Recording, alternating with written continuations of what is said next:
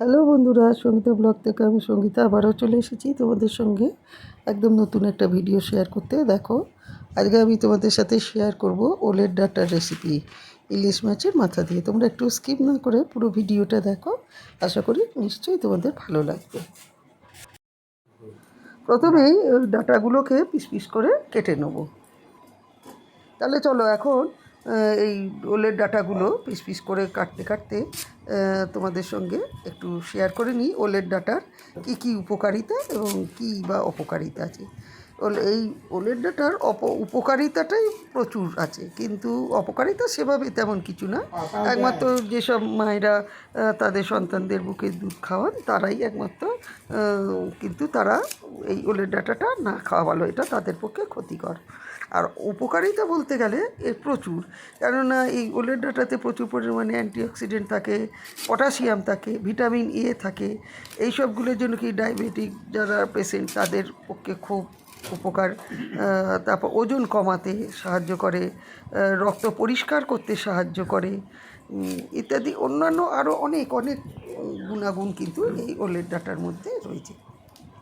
তাহলে আজ থেকে আমরা কিন্তু চেষ্টা করব যে আমাদের খাদ্য তালিকায় মাঝে মধ্যে এই ওলের ডাঁটাটা রাখার। তোমরা কিন্তু অনেকেই অনেক রকমভাবে এই ওলের ডাঁটাটা রান্না করো। আজকে আমি এই ওলের ডাঁটাটা রান্না করব ইলিশ মাছের মাথা দিয়ে। একদম খুব সহজ পদ্ধতিতে, একটু কোনো ঝামেলা নেই। একবারে একটু স্কিপ না করে তোমরা দেখতে থাকো, তাহলেই বুঝতে পারবে যে কত সহজে রান্নাটা হয়ে যায় এবং খেতেও কত সুস্বাদু। এখন দেখো, ওই ডাঁটাগুলো যে পিস পিস করে কেটেছিলাম সেগুলোর গায়ে যেই আঁশগুলো রয়েছে এই আঁশগুলো আগে ছাড়িয়ে নেব, তারপরে এগুলোকে টুকরো টুকরো করে কেটে নেব।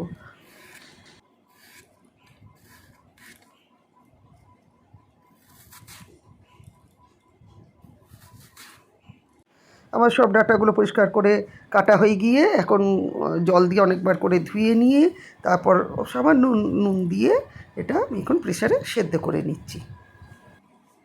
এদিকে শিলে কালো জিরে, গোটা জিরে, কালো সর্ষে, কাঁচা লঙ্কা এগুলো একসাথে আমি পেস্ট করে নেব।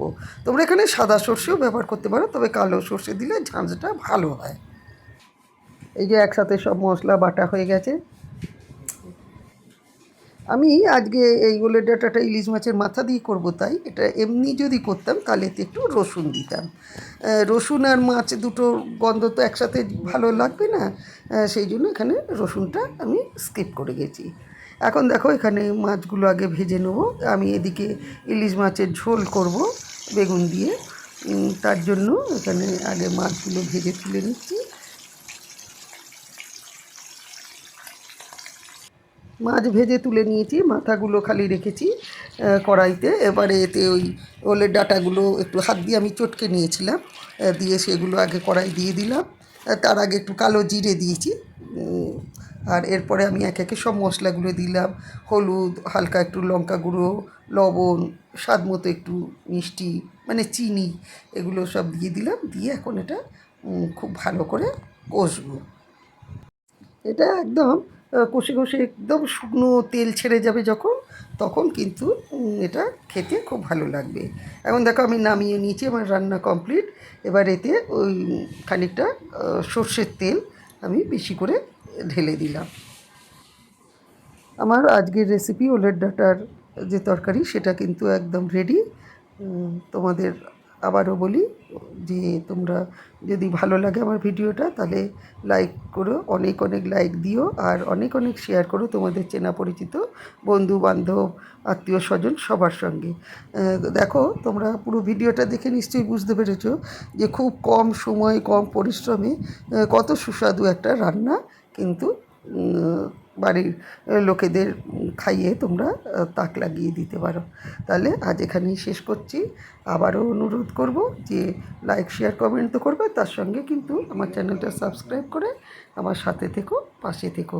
আর পাশে দেখবে একটা বেল আছে, ওই বেলটা প্রেস করে দিও, তাহলে আমার যা ভিডিও করব সেগুলো কিন্তু সবার আগেই তোমার কাছে পৌঁছে যাবে। তাহলে আজ এই পর্যন্তই। তোমাদের অনেক অনেক ধন্যবাদ পুরো ভিডিওটা দেখার জন্য। সবাই ভালো থেকো, সুস্থ থেকো।